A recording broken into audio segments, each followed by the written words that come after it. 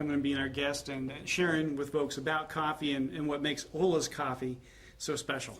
Thank you so much. I'm glad for you guys for having me here.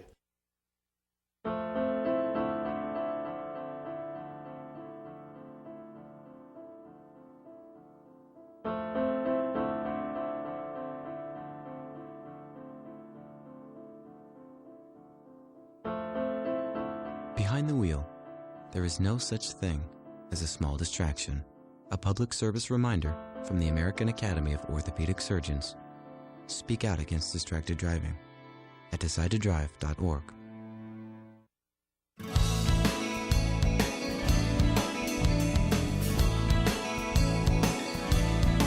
Hello everyone, you're watching Valley Homes on TV. I'm Debbie Giordano and you've tuned into Channel 26. We are here with Todd Flesner. How are you doing, Debbie? Great. We've been doing this for years and years together. We've been having a lot of fun. We have. We've been learning a lot about Milpitas, about the market here, and we just had an interview with Ola, coffee shop guy. And we've done some looking at his story here in Milpitas. Where did our name of the town come from? And right. And I understand we're going to be looking at Zahir's Restaurant, a famous person in town with an interesting heritage right there on Main Street, his new facility. So we like to go about and bring parts of Milpitas into people's homes. Well, it's part of what makes our town unique and a great place to live, and so that's what we like to do, is bring that to folks. Crystal Ball 2012. It looks like things are on the move. Pretty interesting already. This is This is first week of February, so we've already had 1 month into the year. And what I want to give you, we like to talk about the sale, or the median price and the average price. Can I share that with you on what's going on in Milpitas? Let's take a look at what the market is doing in Milpitas in terms of home sales. Well, I can tell you last month, December 2011, hot off the press, we have average price in Milpitas of a single-family home is $563,733. A year ago, it was $575,062. Boy, that went down just a little bit. Those numbers fluctuate a little bit, Todd. It's hard to pinpoint exactly, where that is going. But what it means is we've been fairly consistent for last year. Milpitas has been a very stable market, but we're hopeful for an increase in this year, and that's going to be something to watch. The median price last month in December 2011 was $480,000, and a year ago, from that point, it was $505,000.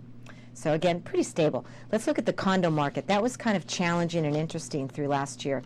December 2011, average price condo is $274,633, and a year ago it was $324,361. The median price in 2011 December $225. Median price a year ago, $347. Boy, that is a real change. Well, the condo market, definitely the values have been impacted much more than the single-family home market. And, I think part of that may be related to some of the distressed properties that we've seen. I think so. There have been many more foreclosures in the condo market as a percentage of that market as opposed to the single-family home. But that market is still affordable, first-time home buyers. What are you seeing with the pre-approvals that you're doing for buyers? Absolutely, the condominium market is very affordable. Our affordability index here in the Bay Area is as good of a number as we've seen in decades. Yes. As far as people's ability to be able to get into housing. Well, that's what I heard. But Todd, let me ask you. A couple weeks ago in the Wall Street Journal and USA Today, they reported that interest rates are going to stay very low until 2014. Do you concur with that? Well, that's, the Wall Street Journal is really quoting the Federal Reserve Board. Okay. And the Federal Reserve Board has indicated, yes, that they see into 2014 that they're going to keep an accommodative policy for interest rates. In English, that means they're keeping rates low. All right, and so it's an election year too. That always helps, though. Well, the Fed, traditionally does not like to move a lot with interest rate policy during an election cycle. They don't want to see it as being influential one way or the other in that regard. And the Fed really, one of the key things they want to do is they want to keep inflation under control, and our inflation numbers have been tame, and they also are looking to do what they can to keep the economy on an even keel.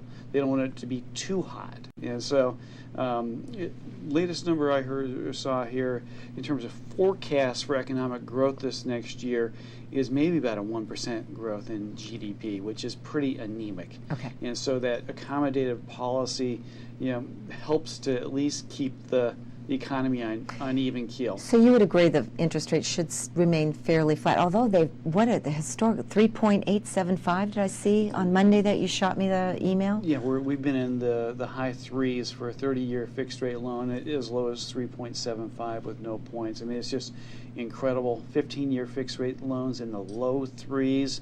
The best rates we've seen in a generation. And you're flooded with refinance requests, Joe? Refinance requests are keeping me busy, as well as folks who are looking at this as a good opportunity to get into the market. We just talked about a client that you and I have helped in the past a couple times and coming back again to buy another piece of property. Correct. Yeah, they're looking at the opportunity for investment in this market, and that's great. Well, everything I've read just signals to definitely a recovery, and we should see that in the housing market recovery for this year. Well, and we're fortunate here locally, in the Bay Area and Milpitas in particular, that we have a good, relative to the rest of the country, a good jobs market.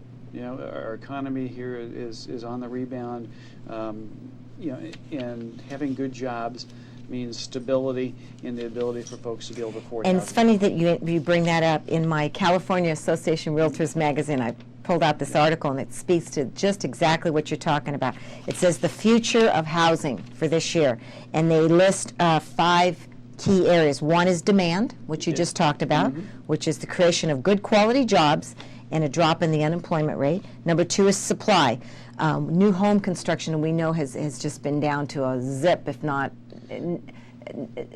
zero to non-existent for how many years. Not much activity there. So there's very little new supply coming into the market. So that will help suppress prices upward.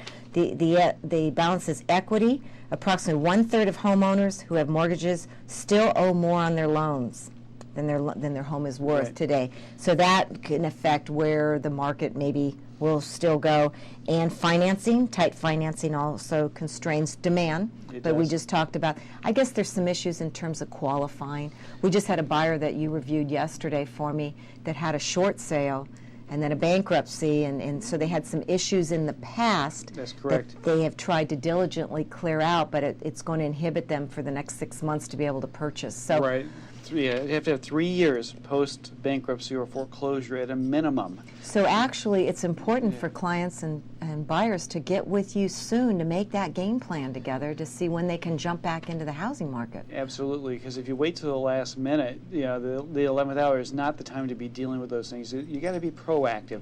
And we've had a number of people here talk about short sales and all the issues, foreclosures, that has impacted the real estate market over the years, and now those buyers are coming back in, and they need to have advice on how to re-enter the market. Yeah, that's correct. And then the last would be number 5. They talked about policy.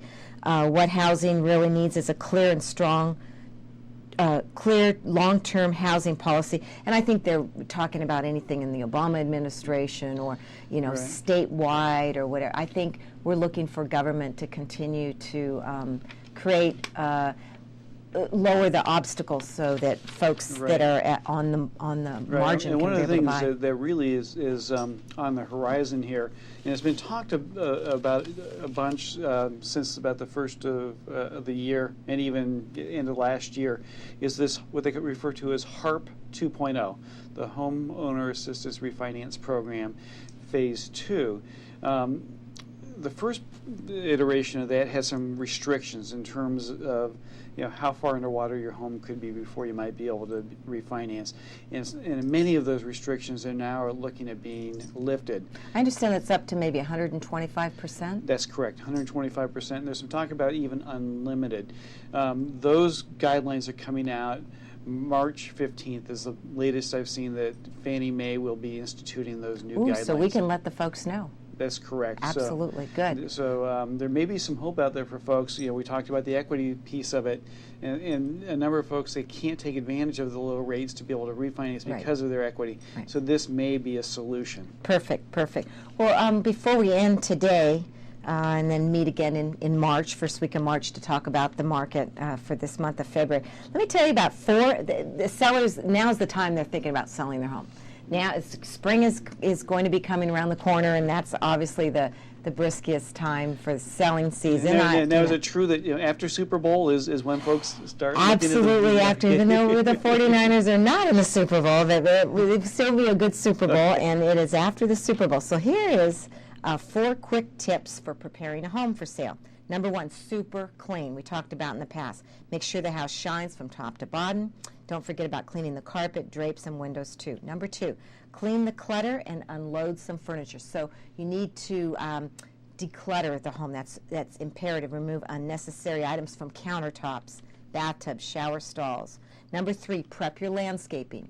You know, it's been a little bit of a rainy season. We haven't had too much rain this season, but all kinds of yards need to be prepped up and ready, especially that curb appeal. You drive up to the home, you want that front yard to be clean, neat, fresh flowers, or and well, my mother always told me about the first impression being important. Yeah, especially when you meet people too. Same with the home, Todd. That's right. And then 4th, add nice touches. You want to coordinate nice towels in the bathroom, 1 or 2 different colors. Keep accessories restricted to a few items. Keep all the lights and lamps on.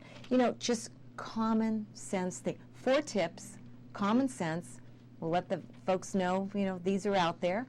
And then, of course, if they want to send in any questions, we'd love to air those on the air next time. We would welcome any questions that folks have. And thanks for the tips for folks who are looking at selling their homes. And, it's helpful to kind of put the buyer's perspective into that. It's helping people get prepared for that. So we'll look forward to, I suppose, to next time getting an opportunity to talk more about Milpitas and our local market. We'll be meeting over at the Senior Center like we did a few times ago, and then we'll do a wrap-up there after we do our roundabout town and interviewing people.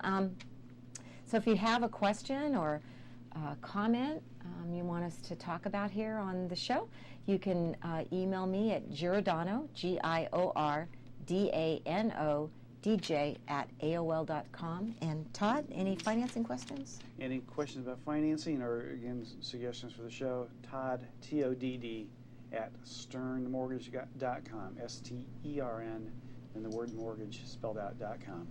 Any bets for the football game this Sunday?